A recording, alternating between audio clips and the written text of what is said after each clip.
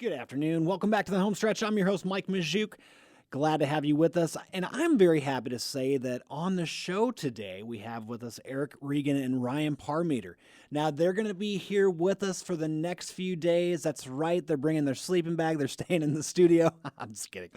But they are going to be on the show for multi-segments to kind of share with us their stories, starting with addiction, their road to recovery, and they're also going to be talking with us in the next couple of days about Fourth Dimension Recovery Homes, a recovery home that they are starting.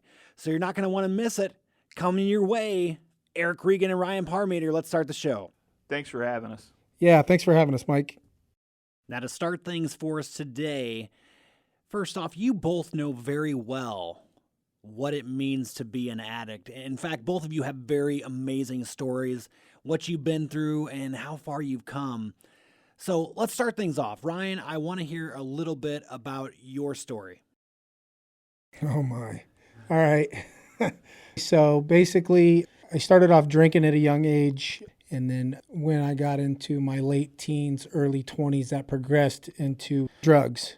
And that kind of opened the door there. It started off with, ecstasy, a little cocaine, and then it eventually progressed to, opiates, heroin, methamphetamine, basically whatever I could get my hands on. In my addiction, I ended up going to lengths that I never thought were possible. I went to depths I never thought I'd ever get to. For one, there's been more than one time that I've been homeless. I spent 19 years in the legal system, 5 years in prison, and I've been to treatment 21 times. It's been a long, hard road, and I'm not going to get into all the details of it. Right. But I was what people consider a low bottom. Mm-hmm. No matter what, I continued to use. I tried everything under the sun to try and change my life, whether it was, moving or trying to switch from one drug to another or almost anything and everything until I finally got to a point in my life where I was ready. My family had finally quit enabling me. I was at a point where I really didn't want to live any longer. And I finally reached what I considered my bottom. And I thought I'd hit it other times before, but this time I knew deep down that I didn't want to continue using, which I didn't want to continue using for a long time because after a certain point, it's not fun anymore. Right. It gets to a point where I'm using because I have to, because I'm sick if I don't. And this disease is so powerful that it tricks me into thinking certain ways and certain things. And I felt like I was stuck. And, it wasn't until I reached that point, which, like I said, was very low, that, help was offered to me. Mm-hmm. And it was a different kind of help. Like before, my family or, my wife or, my parents or my brothers would try and help me, but it was a different type of help. It was more of an enabling help. And this was where, hey, if you want recovery, we'll help you get there. Right. They didn't know how to help you. Correct. They were just doing what they thought was best. But you guys had that experience of going through that and seeing what you put your family through really during that time and what they experienced. So now you're coming out with this recovery home. And I think that's just amazing. And Eric, why don't you just tell us a little bit about your story really quick as well? Like most people, I started out with alcohol and pot, and it progressed from there. Acid, ecstasy, cocaine, meth, opiates. By the time I was 20, I'd have been arrested 5 times and almost died 5 times as well. I got ejected from a car and wrapped in barbed wire, and that was like the beginning of my opiate addiction. And the opioid crisis is so close to me because that's what I struggled the most to kick. Because it's like being sick when you don't have it. It's like you have the flu. It's just a horrible, miserable way to live. And it didn't matter how bad things got in my life, whether I was losing jobs or disappointing my family or almost dying, and the consequences didn't matter. Continued to use no matter what. I had to have it. And I think it's important to mention my background growing up was not bad. You know, I was in church every Sunday with my grandparents. I loved Jesus, and at a certain point, when you start drinking and using, you replace God and Jesus with drugs and alcohol. That's what happened to me over 25 years of active use. Right. You know, I've just completely disconnected. And I'd like to give a shout out to my boys, Bo Atkinson and Jarrett Matthias Regan. I wouldn't be clean without them, because they're the reason I got clean the first time. I didn't stay clean, but a seed was planted. My last 5 years of using were miserable. It wasn't fun anymore. When I started, things were fun, obviously. I loved it.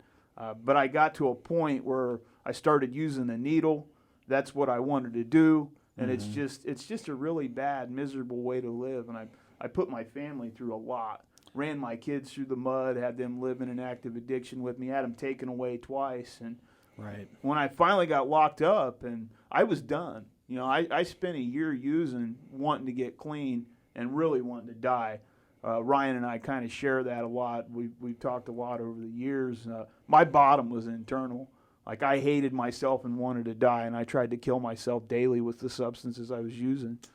And it's bad. And when I got to jail, I started prayer. Prayer and meditation were very important to me. And asking God's help on a daily basis is so important for this addict. I know I speak for all of us. For the listener, you know that I'm a recovering drug addict as well. And without Christ to take our hand and guide us down that path, none of this would be possible, all the wonderful things that we're experiencing today. So am I right? I mean, absolutely. I mean, I didn't grow up going to church. I never had a concept of God or Christ in my life. Right. And not until I was in my, late 30s, at my bottom, did I realize that empty feeling that I was carrying inside, that I was trying to fill with drugs and alcohol, was the exact size of Christ, who was able to fill that. And coming to the end of my addiction, like I've shared with you before, I had that burning bush experience, where, I never had a God in my life, but I was so desperate and so low that my last day using, I hit my knees in my garage and I said a prayer to a God that I didn't know. And my prayer was this. I just said, God, if you're out there, if you're hearing me, I make a promise to you today that if you will help me through this, if you'll guide me through this, if you'll help me through this withdrawal that I know I'm about to experience, I promise you I'll never pick up and use again. Right. And I don't know how it's possible. The only explanation I have for it is God, and that is the fact that I did not withdraw. Right. It was such a crazy experience. I can't even explain it. But from here on out, I knew that there was something out there, and I continued to seek that. And in seeking that, I'm a Christian today. I have been saved. I've given my life over to Christ. I was fortunate to finally be open to there being something out there and finding it. And I have such a love today for Christ. And, I speak with him all day, every day, continually try and give my life over to him and ask for him to show me his will for me. Right. And for the listener, it is all the drugs that you were on, Ryan, and for the length of time that you were on them. For the listener that doesn't know anything about drugs or addiction, that is a miracle. That is nothing short of a miracle that Ryan experienced no withdrawals. Zero at all. Wow. That's just wonderful. The if you want to talk about a miracle, me being clean and sober today is a miracle. Right. I never thought it possible. And he's continually showing me miracles every day. And how do you guys share God's love through your experience? Experience, strength, and hope for me, and helping the next addict show them the gifts that have been given to me.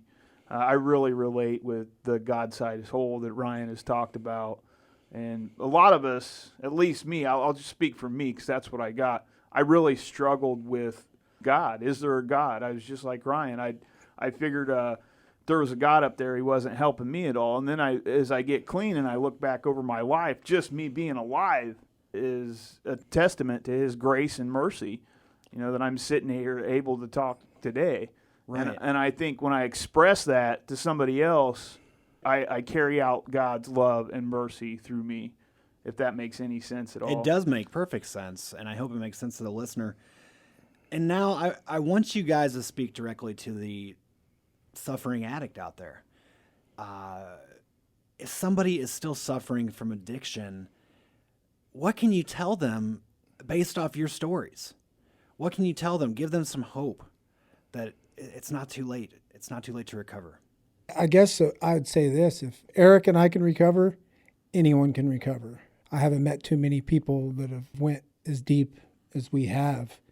To be able to come away from that and grow from that, and it's a miracle, and it's possible. You just have to be at a point where you're ready. Right. And to the families, Eric, what would you say? Stop enabling the addict. I think a lot of times families try to help and end up doing more harm than good. And it's very hard when you're dealing with somebody that won't stop using and can't stop using. Mm-hmm. But it's sometimes you just got to throw your hands up in the air and say, I can't help this guy. And that's where God comes in, I believe. Thanks, guys. Great talking with you today. And this has been part 1 in this week's series in what we are calling Experience, Strength, and Hope.